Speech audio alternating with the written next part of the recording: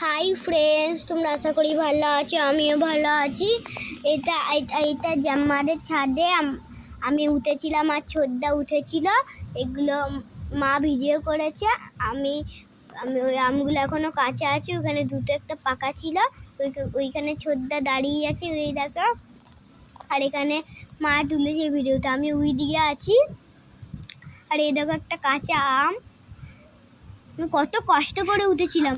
এ দেখো একটা সিঁদুরমুখী আম, ও দেখো কি সুন্দর লাগছে। এ দেখো একটা সিঁদুরমুখী আম, বোটা ধরে তুলেছে না মা। এই দেখো এখানে কত সিঁদুরমুখী আম, সিঁদুরমুখী সিঁদুরমুখী সিঁদুরমুখী আর সিঁদুরমুখী আম। এ দেখো সিঁদুরমুখী আম, গাছ ভরে আম এসেছে জাম্মারের ওই আম গাছটায়। ওখানে ছোদ্দা আম পাচ্ছে। আর এইখানে অনেকগুলো আম, সব কাঁচা, দুটো একটা পাকা আছে, কিন্তু ভালো না খেতে। একটুখানি পারি তো, সিঁদুরমুখী তো। এটা আমাকে ছাদে ওঠে নাই বলে আমার দুঃশুতে দেখো শুধু আমার দুঃখ হচ্ছিল। মা আর ছোদ্দা উঠে গেছিলো বলে তারপর আমাকে পরে উঠিয়েছিল। এখানে আমগুলো একটা সিঁদুরমুখী আম আছে। এই দেখো আমি দাঁড়িয়ে আছি। এই দেখো এক থোকা আম, এক থোকাই, কিন্তু এক থোকাই আম।